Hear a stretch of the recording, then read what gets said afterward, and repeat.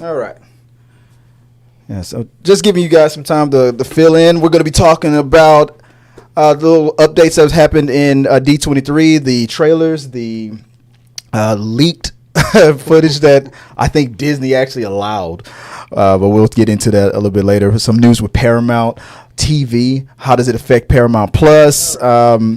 Also, let me just get out of here. Let me exit out there. Also, some reviews. We just came out from seeing Alien Romulus, so we're gonna give you our thoughts on that. That's the main topic. 82% last time I checked, Rotten Tomatoes. So in a few seconds we're gonna go live. So giving you guys some time to fill in, send your questions, your thoughts, your concern, all that good stuff, and we're gonna do the normal routine as we go live. Yeah. I think everything's good. Power went out earlier, but hopefully it won't be too bad. All right. Okay. Breath check. How's it good? I'm good. Yeah. All right. Good. Everybody ready? All right.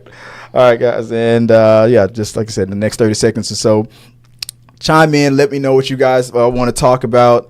Oh, you know what?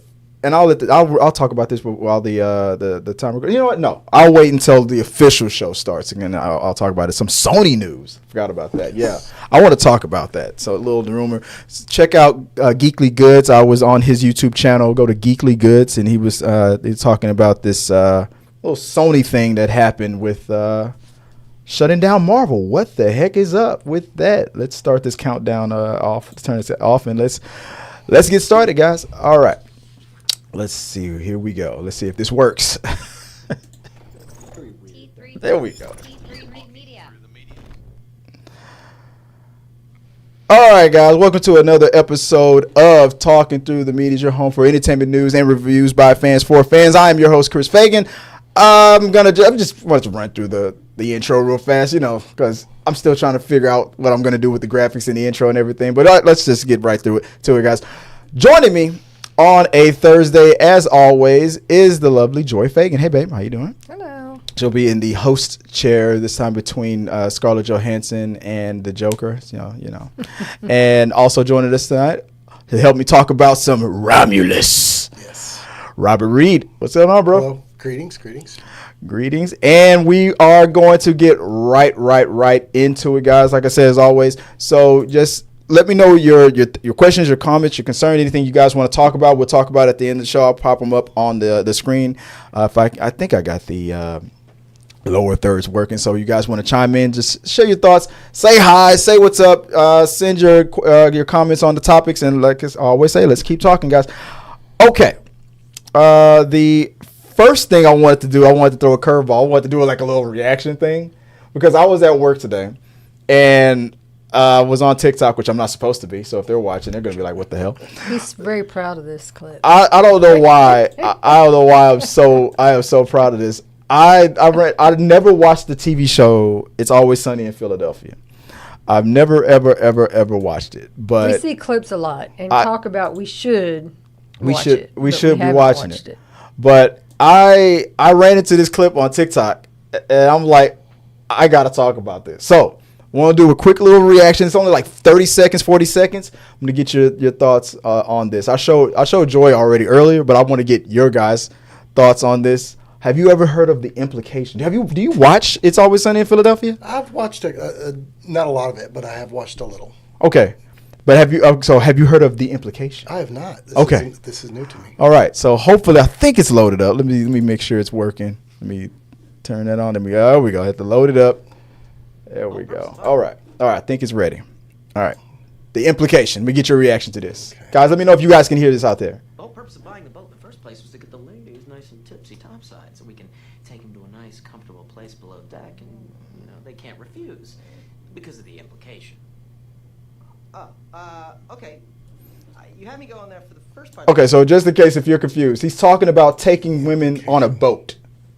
So he takes them on a boat and he wants to implement a little, and he's thinking women usually in that situation won't say no because of the implication. Okay, I'm gonna start over real quick just in case you missed that. Though, let me play it. The whole purpose of buying the boat in the first place was to get the ladies nice and tipsy topside so we can take them to a nice, comfortable place below deck and, they can't refuse Because of the implication.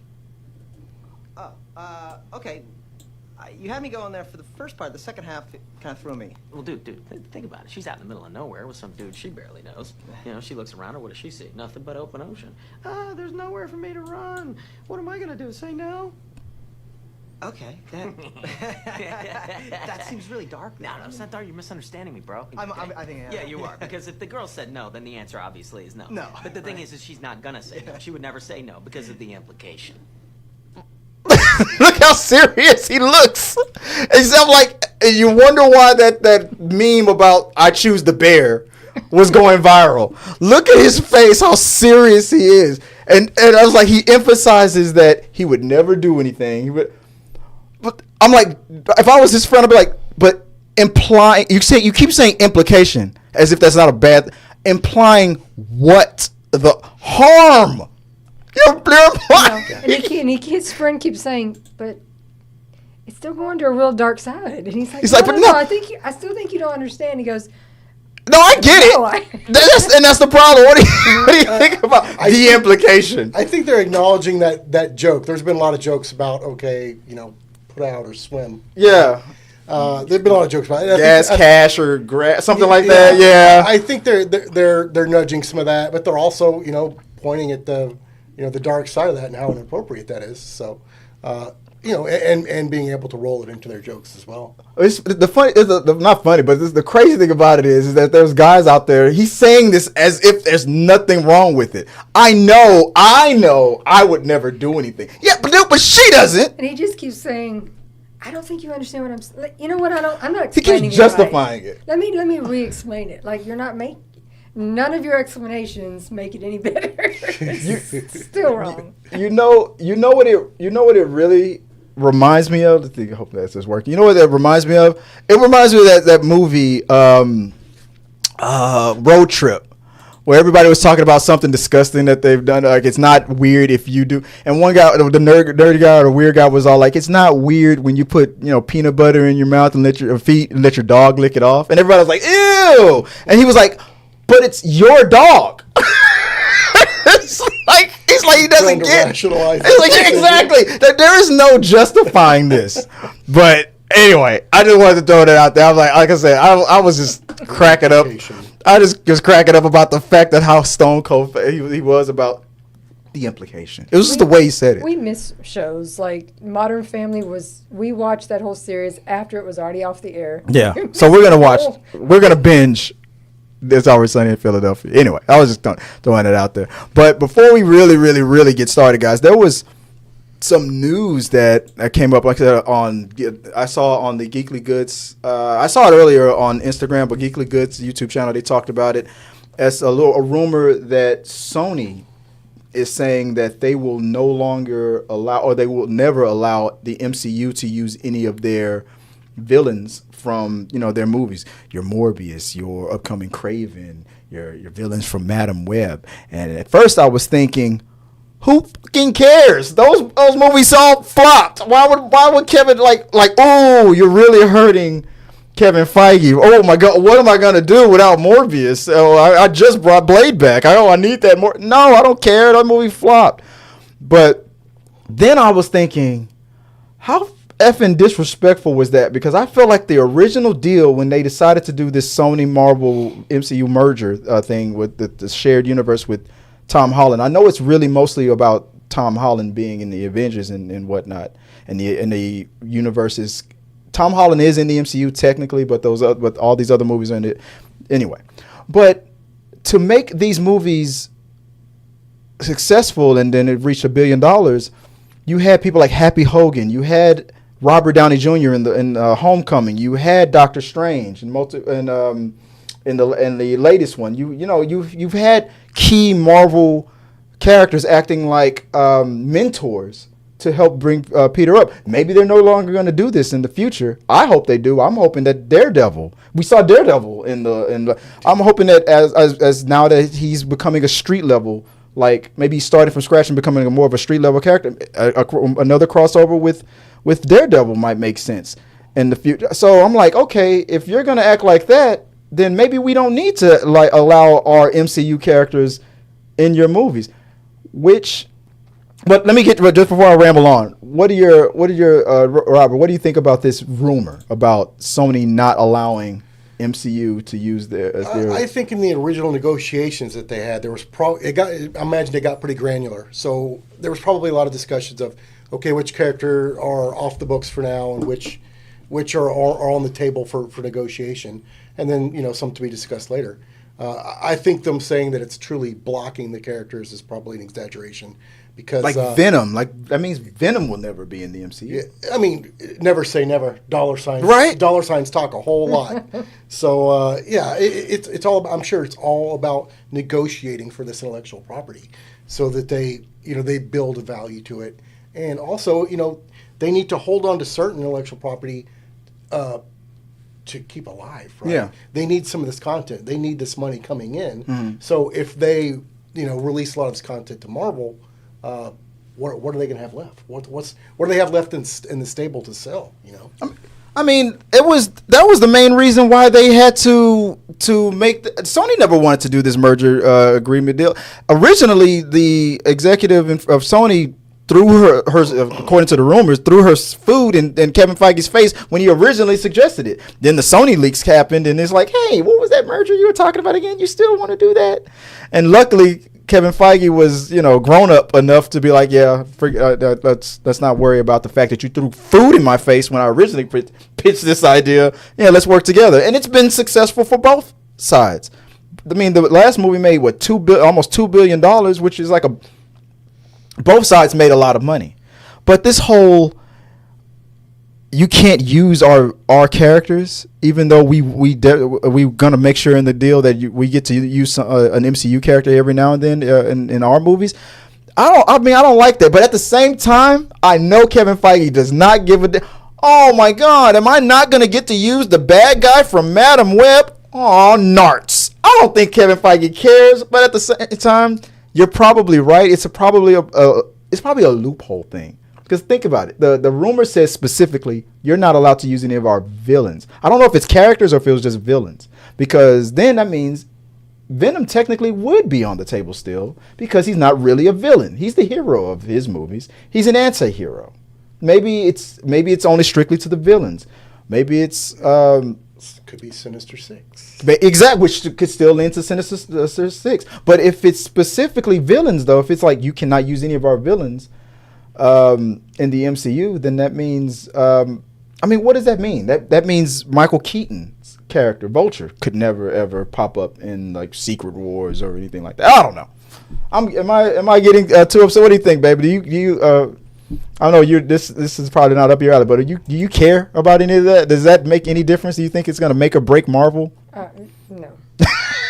I mean, it's just one of those things. Like I could see it sounding more like a big deal if Sony was putting out the high quality, making $2 billion a flick, and you'd be like, ouch. Yeah. But considering that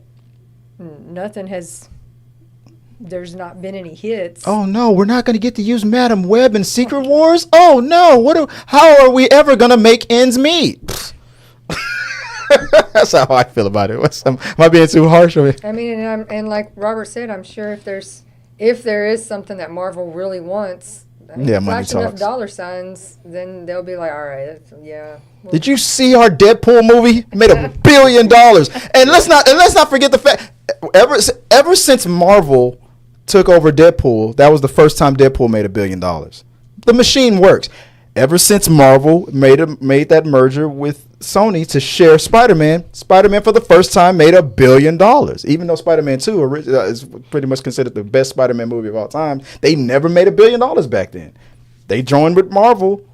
This is the formula. They made almost $2 billion. So it's like, why?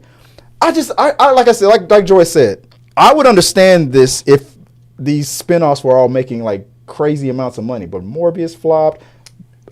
Craven might flop. Madam Web is a laughable meme now, so it's like, you protest too much. Well, we also don't know what direction. Like, what are they planning for their 5-year, for their 10-year?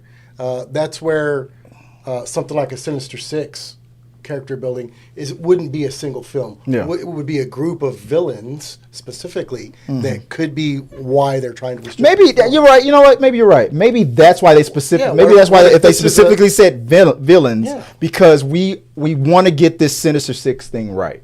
We almost were about to do it with the Andrew Garfield movie. We were on the path. It fell off. We want to get it right. Okay. All right. If you got a plan, you got a plan. But I'm just sure that Kevin Feige was like I didn't even ask. What the hell are you bringing this shit up for? I didn't ask. Oh, go make your movies. Leave me alone. I got a whole will I use Kang or will I not use Kang thing I got to deal with. I got my own fires to put out. That's what Kevin Feige needs to be focused on for Secret Wars. Anyway, guys, let me know what you guys think about this whole rumor, and let's get on track with the first, one of the first official topics of the night, or topic 2. Babe, what's topic 2, real quick? From CNET, Disney's D23. Here are all the trailers, first looks, and announcements. Frozen, Moana, Toy Story, Star Wars, The Incredibles, Inside Out, and Avatar are among the huge Disney franchises that are going to get new shows and films. Did you check out all the latest that came out from D23, Rob? Did you ever get a chance to check out? I did. I glanced at a lot of the announcements and stuff, and I'm excited for several of these pieces to drop. I mean, the Mandalorian was a huge success, so the fact that they're going to drop that into a film is not surprising at all, and that'll do well. One of the other ones that was that probably should not be slept on for the Star Wars was the Skeleton Crew. If you scan that trailer, that looked really, really interesting. And because it's got a younger generation, it's got a kid feel to it, but also some adult theme. I think that could be a big audience pull. The Incredibles, you're going to get a lot of people watching Incredibles. Yeah. So I think those are definitely some, and Toy Story. Toy Story's pretty iconic. I think you're going to get a lot of attention from a lot of those shows. Going full mass here. Let's run down it real fast. Joy, you want to help me with these titles that are coming out? Let's see, Avatar 3. I heard that title was something like Fire and Yes, Ice or it's something. Fire and Ash. Fire and Ash. Okay, what's the next Frozen 3 and Frozen the Musical News. Probably it's just news, probably on the musical. Moana 2. We got Inside Out spinoff show. Zootopia 2. Incredibles 3. Let me stop right there for a second. That's the one that I was really, really excited about. Incredibles 3 fans, as I said, fans of the animated superhero family introduced in 2004, The Incredibles, and again in 2018, Incredibles 2. Get ready, a third installment in the franchise. Incredibles 3 is coming in D23 didn't reveal any plot or release date info, but Brad Bird, who directed the first 2, will be back to direct the third. I have a theory. I've always had a theory of where part 3 should go. I think the baby, or like an alternative version of the baby from the future, should be the villain. Like a what if, because that baby's like all crowned crazy powerful. And I'm thinking, well, what if there was like a what if version where what was the villain from part 1? The kid that was obsessed with Mr. Incredible, Celestro. So what if there was a version where he won and he raised that kid, and that kid, because I think that kid can travel through dimensions and things like that. Maybe there's another version of that kid that was raised by that bad guy, and then goes and uses his powers to go through dimensions into another universe, and he is the villain. A version of that kid, the baby that was raised by the bad guy from part 1.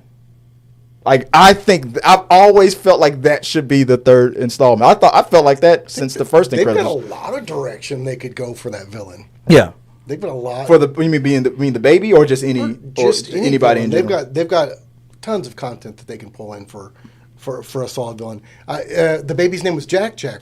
Yeah, imagine if Jack was the villain. But I said not the real Jack. Not I'm sure it'll be a couple of years down the line. Maybe Jack will be 5, maybe he'll be 10 years old or something like that. And then having to face an adult version of himself from another universe. Because Jack can go through dimensions. So who's to say? There's not a version of him out there that's like, why didn't you raise me? Why didn't you save me from, the villain from part 1? I did. You know. Or what if he gets brainwashed or indoctrinated? Yeah. Isn't that the rule? Like, didn't Scream 3 teach us that the original villain always returns or something like that? Like the essence of that's what a trilogy does. The past always returns for the third. So something major from part 1 should be syndrome. Thank you. Should be introduced. I don't know. That's my theory on that. I just wanted to stop there for a second. But the next one there's one you were talking about earlier that you were excited about, the Mandalorian Grogu.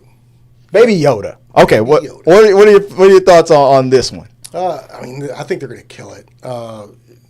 They're going to have, plenty of content to drop into a full feature-length film. Mm-hmm. So you're not going to get just little tidbits and short story. You're going to have full feature time to develop a long story and show a lot of the world and a lot of the action and stuff of the characters. So I'm excited to see where it goes. But do you think that a Mandalorian and Grogu movie only gives fan service to the people who watch the show? Not everybody has Disney Plus, and not every Star Wars fan or regular movie going fan has Disney Plus. So it's like, what if you don't watch the show? I feel like they will probably make it in a way where it won't matter.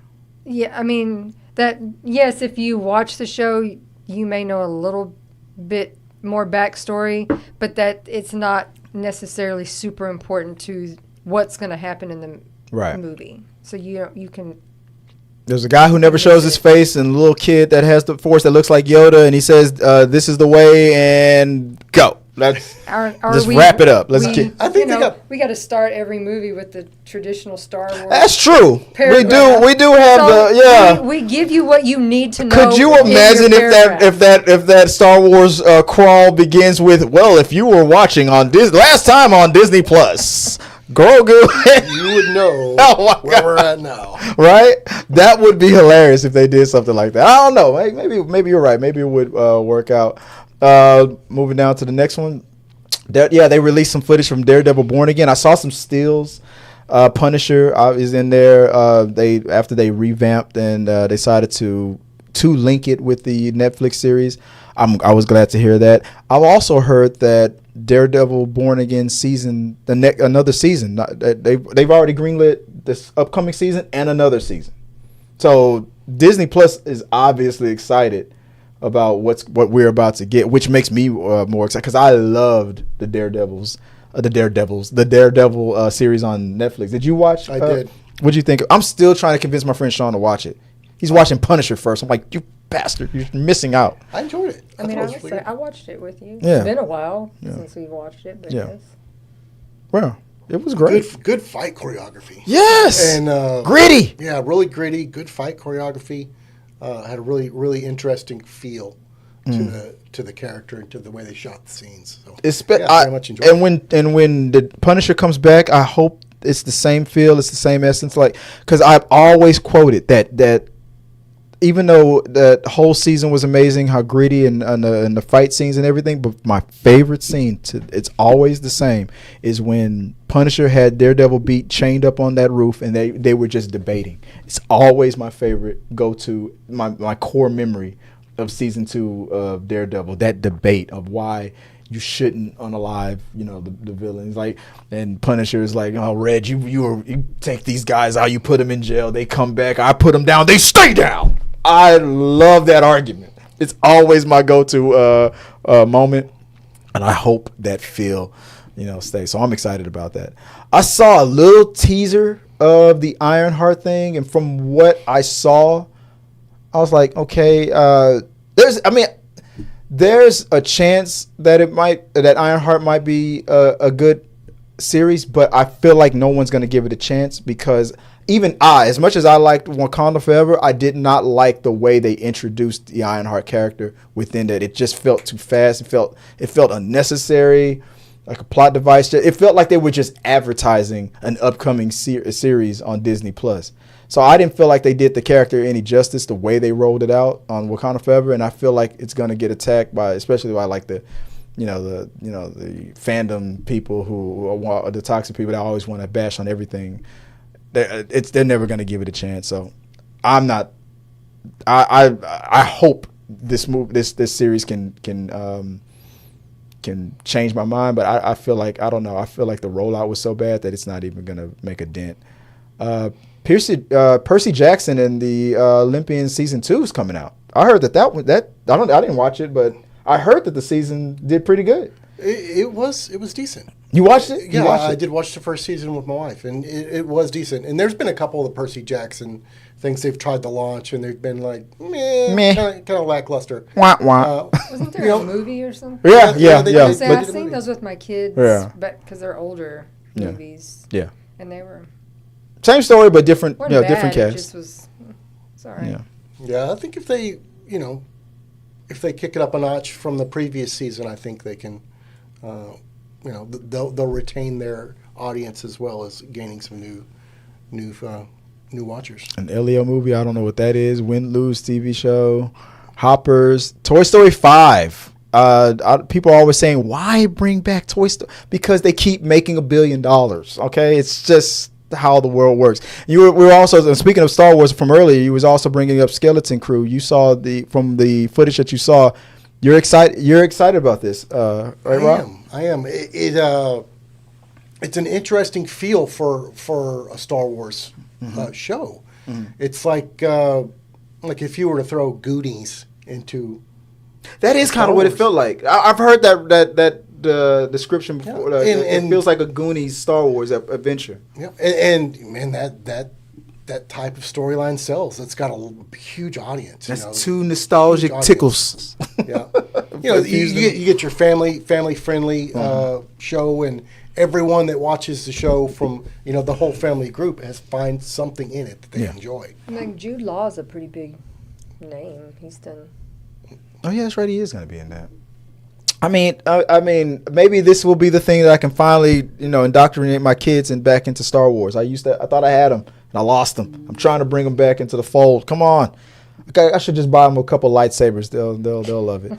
Andor season 2. I'm looking forward to that. Something called Monster Jam with Dwayne "The Rock" Johnson is coming out. I don't know what that. Monster Jam is the name of the traveling motorsport tour featuring those enormous big wheel trucks that perform in stadium shows where they enact stunts and roll over junk cars. Now the Monster Jam parent company has teamed up with Dwayne "The Rock" Johnson and Walt Disney Studios for a live-action movie. There's no release date on the details. Says, imagine Fast and the Furious, but with monster trucks.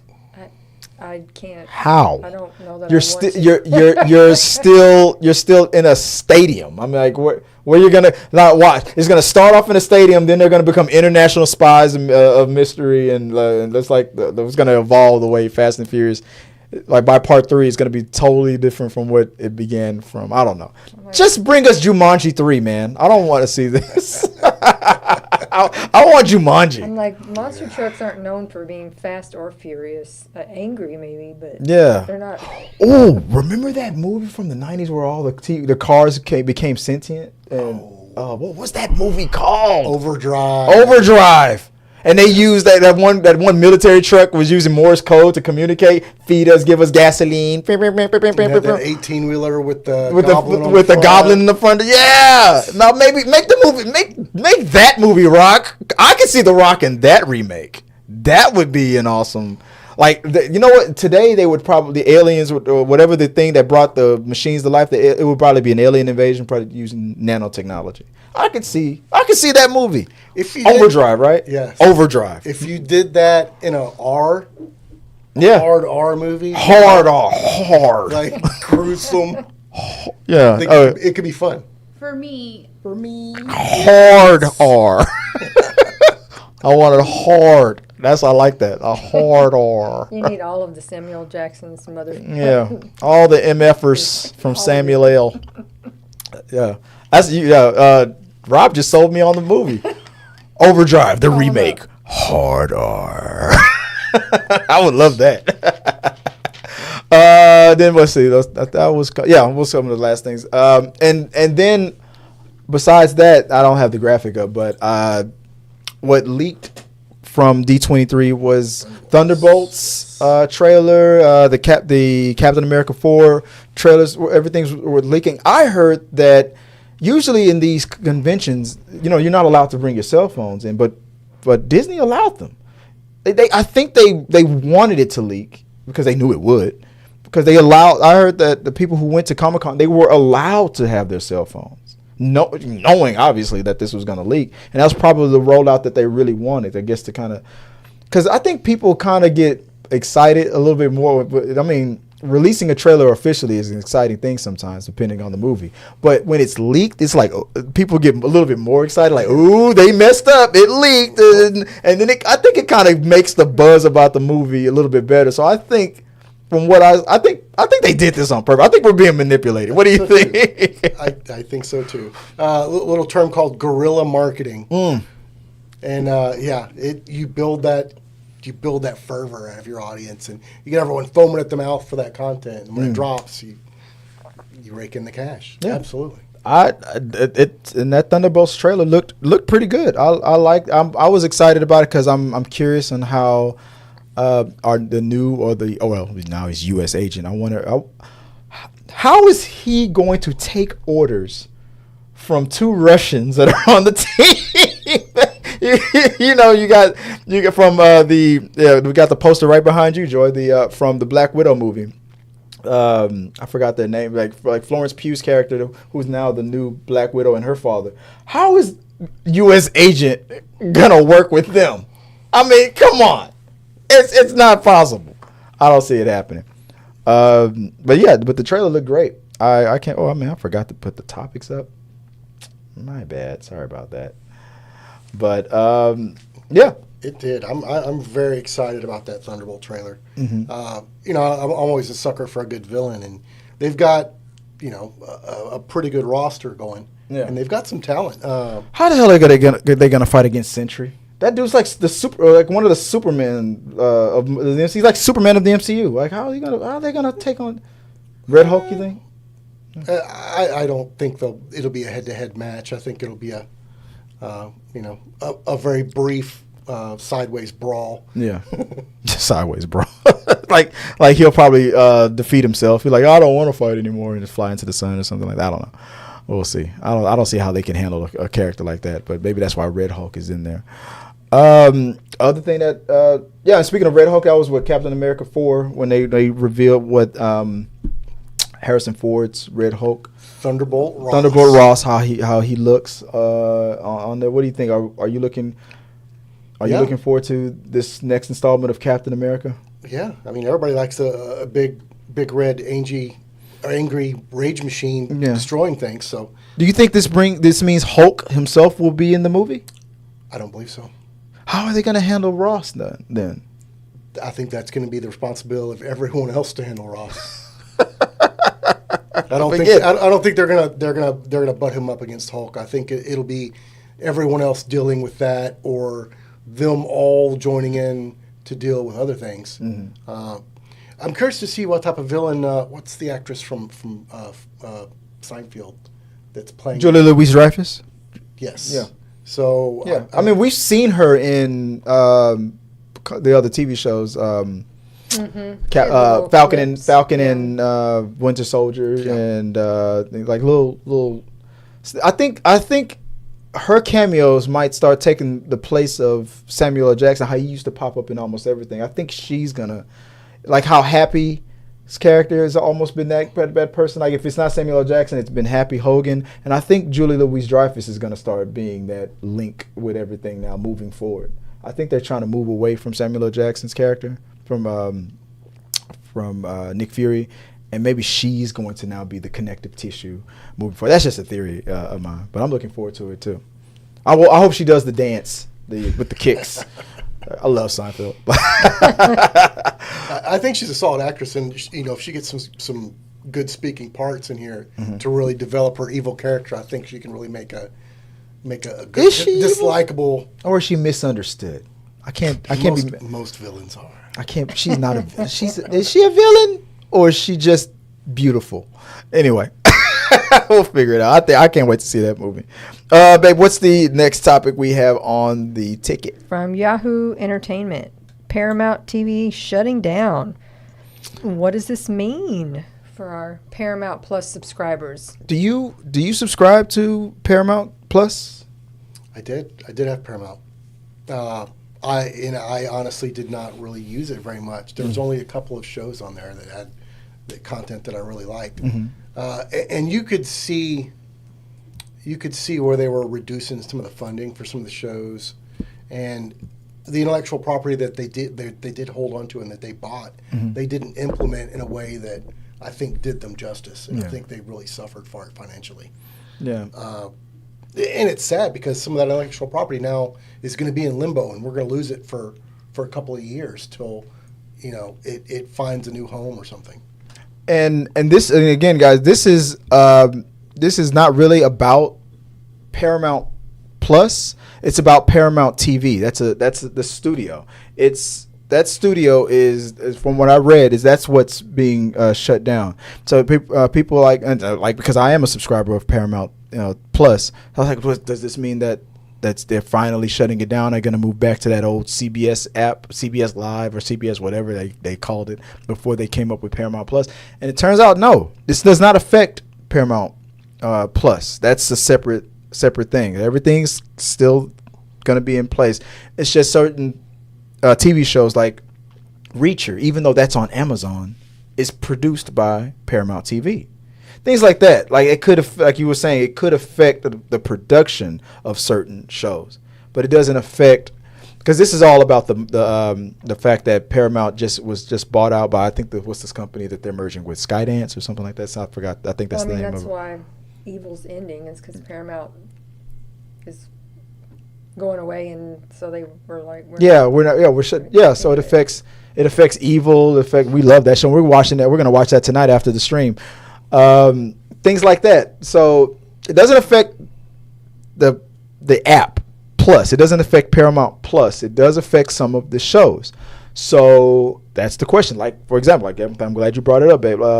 Shows like Evil, which has a fan base, which is beloved, and the actors that play them, they're like hoping that they get picked up somewhere else. So does this mean that these shows, like Reacher, I'm sure Reacher is going to be fine. That show is doing pretty well for Amazon. Amazon themselves might just pick it up. And like, you know what, it's already streaming on our platform. We'll just produce it ourselves.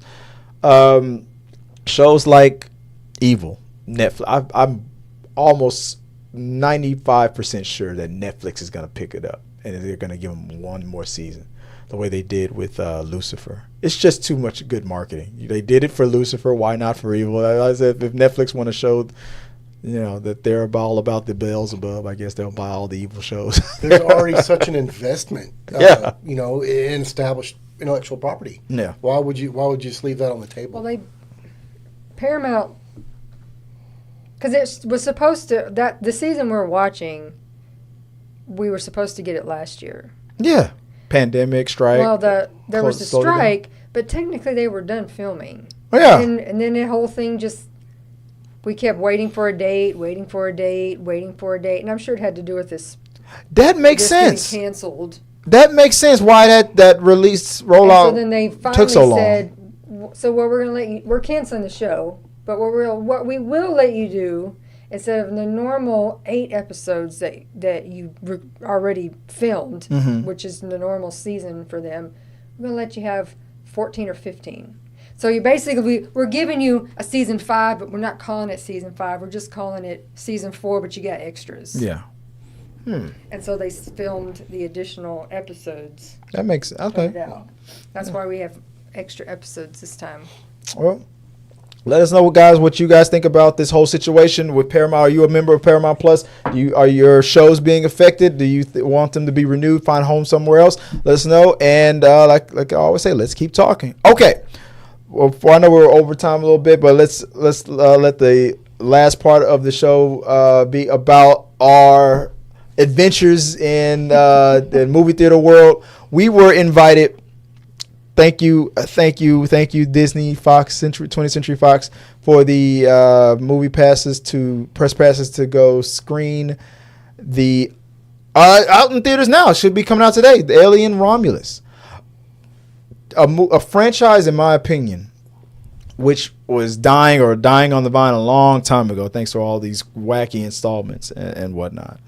But with a movie like Predator having a new installment that debuted on Hulu with their new installment Prey being so successful and well received, and then Disney thinking, wow, that turned out better than we thought. That should have went to theaters after that reception. Let's not make the same mistake with Romulus, because it looks like we're putting exactly the same amount, if not more, quality back into that franchise as well.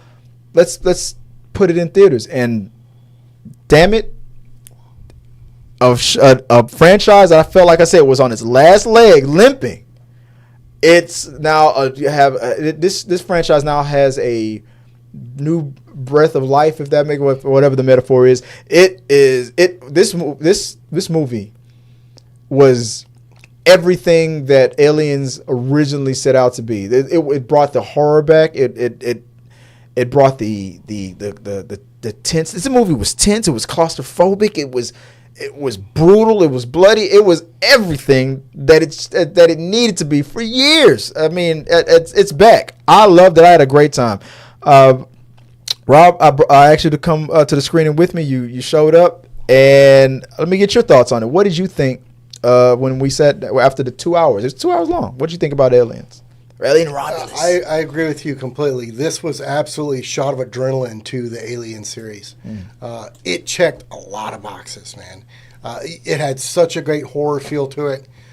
So many callbacks to the very first movie. Oh, yeah. So many callbacks, and just such great content. There was some solid younger actors in it, so younger generation to bring in some really solid acting talent. And I enjoyed it. Had that good horror feel. So many nods, so many fan service items to bring in, some of those people that were really the original fans of the series. The first, you get to hear the sound of that pulse rifle again in the film, and it's just that nostalgia comes right back, and so many bits and pieces, so that it ties into. Basically add some content between your first film and your second film in the series. It gives you some good timeline, and they developed a story to where it made sense. It didn't feel out of place. It didn't feel rushed. It felt like it lived in that world, and it felt like it made perfect sense to me. This movie is set between the original Alien, which Rob was shocked. I mean, he almost left when I said I never watched the original. He was like, "Oh!"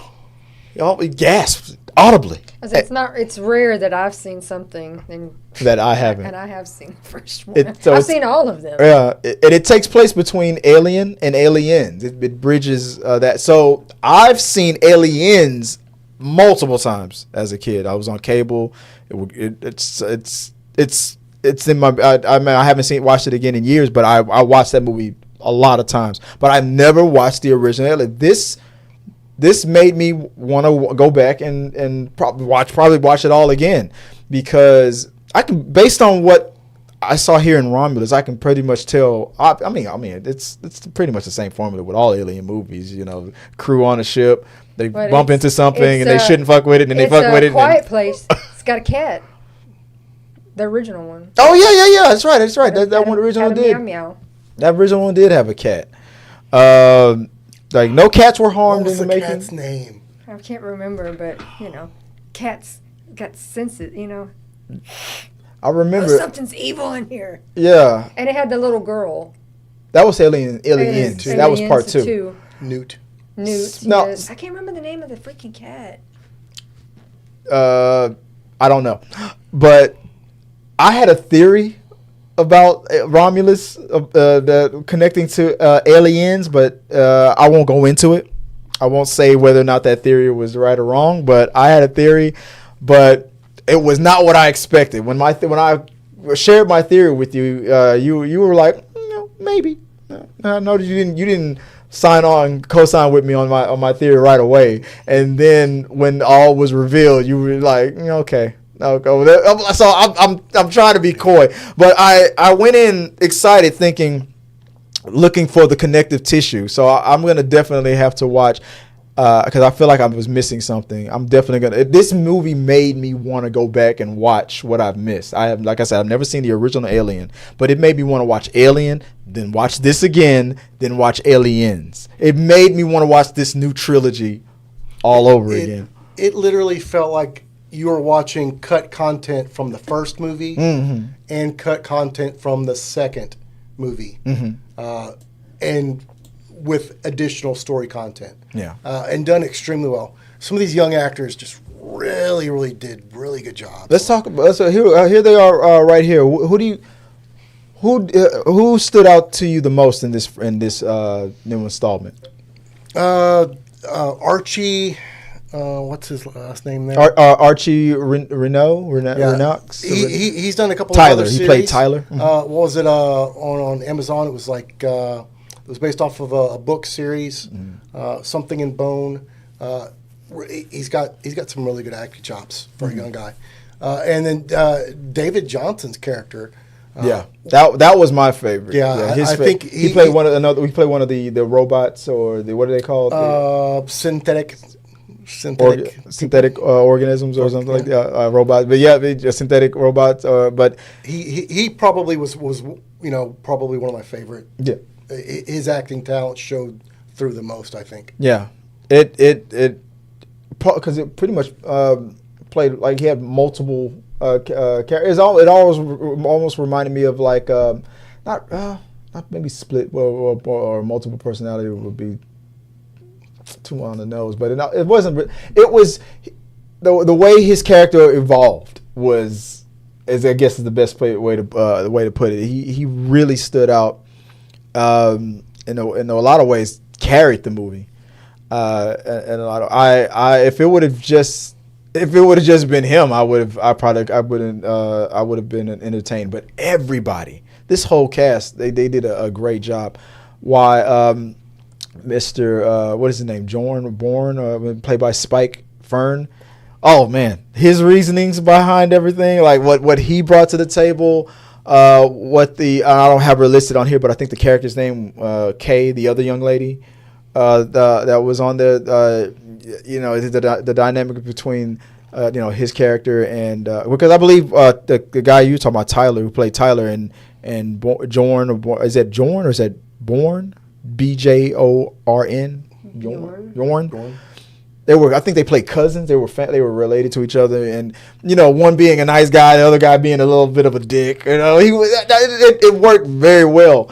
Eileen Wu's character, Navarro, I totally love. You see her a lot, and you guys could obviously probably can tell what happened. Now, if you saw the trailer, you kind of know what happened. You know exactly what happens to her, but how they led up to it, even though I knew it was coming, how they led up to that attack, because you see it on the poster. The xenomorph on the face. Face hugger. Yeah. The face hugger. It was like the way it happens, like that. Did not see that coming. It shocked me. Very reminiscent. The whole, not that they illuminated it in the other movie, but the whole coming out of the chest. I specifically remember that. In the one, I can't remember which number. It's the one that has Winona Ryder in it, because they Part 3. Is that 3? Yeah. That dude they randomly run into who's coughing and sick, and that's why he's sick. Yeah. Because he's got one in his chest, and then it finally. Yeah, and for this movie, they showed it in the trailer that she had like an X-ray device, and the way they illuminated it. That was I love that. Because you saw it before, it was that hopeless feeling like, what is this? And that was a practical effect. Uh-huh. That was not CG. So that thing really lit her body up like that? Well, no, that wasn't her body, but that was so they had to. That was a lot of cast making and prop and silicone. Okay, I see what you're saying. To create a torso that was transparent enough and a light source behind it. Yeah, to make it work. But like you said, this movie did a lot to bridge not only the original aliens, but then even the later ones like Prometheus, Covenant, things were brought in. It let you know, yes, everything except for Aliens 3. I think they officially said that Aliens 3 has been retconned, like they're ignoring that one. But Aliens, Prometheus, and the one that came after that, was it Covenant or something like that? I think that was like there. That's all. It's all connected, and there are things that will happen to let you know. Yeah. So if there's people out there who are like, I love the original Alien, or I love the original Aliens, but I don't like Prometheus, I don't like the direction it was going. Well, I think, and I can see why some people don't like. But now there's like a new cult following of people not apologizing, but people making an argument of how of the awesomeness and of what Prometheus brings to the table, and why it should not be forgotten, and why it should always be included. And I think this movie did a good job making that exact same argument. So if there's people out there who feel like Prometheus needs to be forgotten and let go, and that it shouldn't have been included in the lore, I think Romulus did a good job making the argument of why it does need to be included, if that makes sense. Does that make sense? The one you're talking about that you think got retcon would be Alien Resurrection. The fourth one. The fourth one the was third retcon. one was the one in the prison with all men, and she was the only female.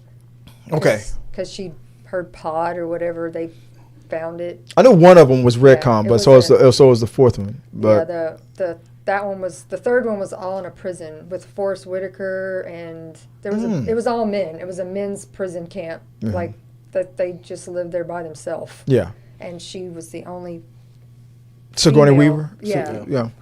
And that movie didn't really do it for me. It had some good suspense and some good scare scenes. You mean Aliens 4 or Aliens 3, or are you talking about Prometheus? 3 and 4 were both a little lackluster for me. Yeah, just 3 didn't have enough to really make it exciting.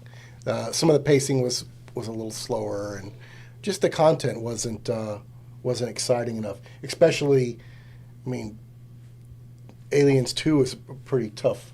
Oh yeah. That's a hard act to follow, right? Yeah. And the cat was in 1 and 2. He was in Alien. Jonesy. And Alien. Jonesy. That's right. Jonesy the orange cat.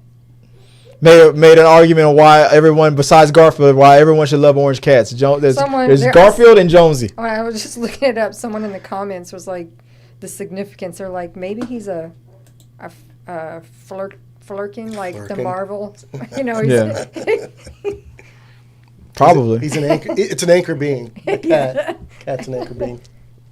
But any thing? But besides that, during while we were watching, or was it before? No, it was during and after the movie. You were like, you were saying props. Like this, did it inspire you? Because you're a props guy. You're the props guy. Did you ever watch? There was a reality show that had maybe 1 or 2 seasons, and it was all prop specialists. And every week they would give them a task to design something, makeup, or cost something that was all prop done with, and then they would judge it, and people would get kicked off. To eventually be one person who got given like a bunch of money to there was it was pretty interesting, the stuff they would make and come up with. You know, they only have a couple of days to put this stuff together, and where it comes from, I can't remember either. It was like FX, something that was to do with FX. Yeah, I did watch it. It was very interesting watching them create these random stuff from out of thin air. You're just like, where do you even come up with this stuff from?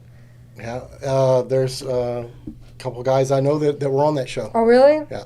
It was really cool. I remember watching it. It's been quite a while it had been on, but it was pretty interesting because they would build all sorts of, costumes and props and makeup and all sorts of things to whatever the theme was for the week.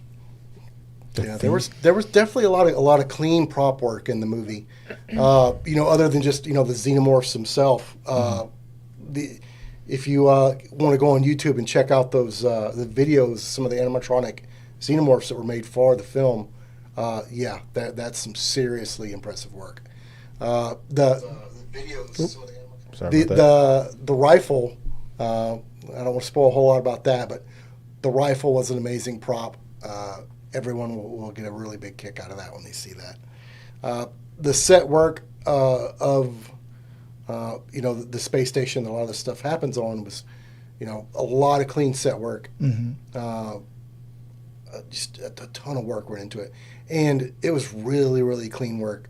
The attention to detail was very solid, and then just a crap ton of face huggers that nobody likes to have to deal with. So, yeah, it was the prop work and stuff was just stellar on the movie. Yeah, bravo to whichever FX team did it.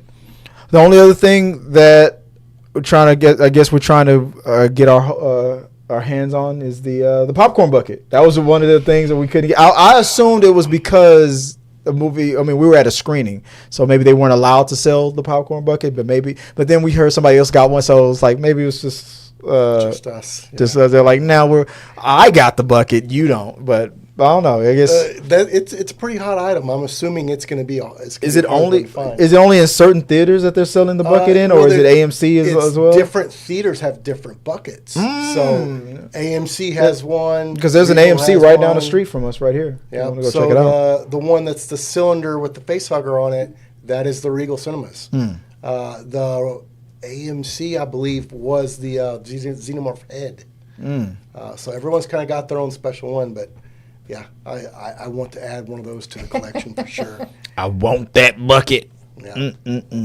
But yeah, guys, it was a good time. I had a great time with it. It was everything that I needed it to be. I think that this was exactly what this franchise needed. So I'm looking forward to what I never thought it's Disney is going to be doing with production of these movies. Now, I know it's 20th Century Studios, but it's Disney. The Xenomorph is the new Disney princess. Yes, technically, yes, it is a queen. You go.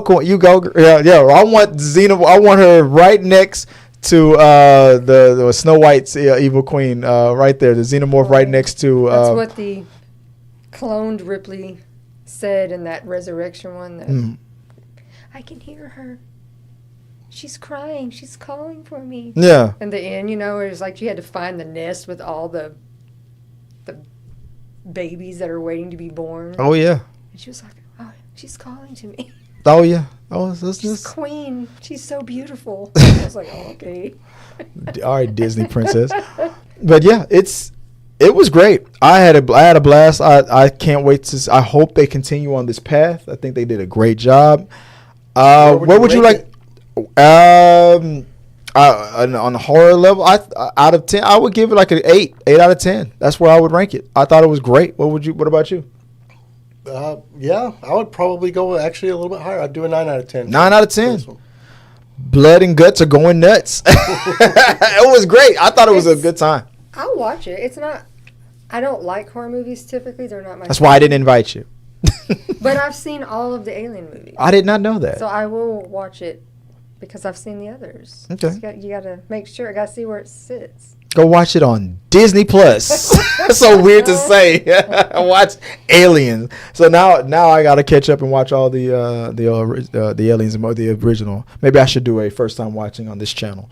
I'll check it out. But guys, yeah, go check it out. It was great. We had a great time with it. Is the first one does it have Bill Paxton in it? Is that the one where it was like game over, man? Game over. Bill Paxton, the second one. The second one? Okay. I knew he was in one of them, and I couldn't remember which one it was. Okay, so it was Aliens. It's Aliens. Oh, okay. Because I remembered he was in one. When you watch the first one, there's a couple of deaths of scenes where people get murked by the alien, and they are truly haunting.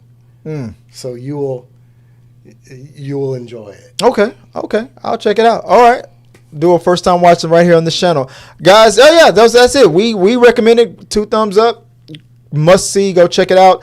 That'll do it for this episode of Talking Through the Medias, guys. Appreciate you guys for watching. Go check out our socials. Follow us here on YouTube.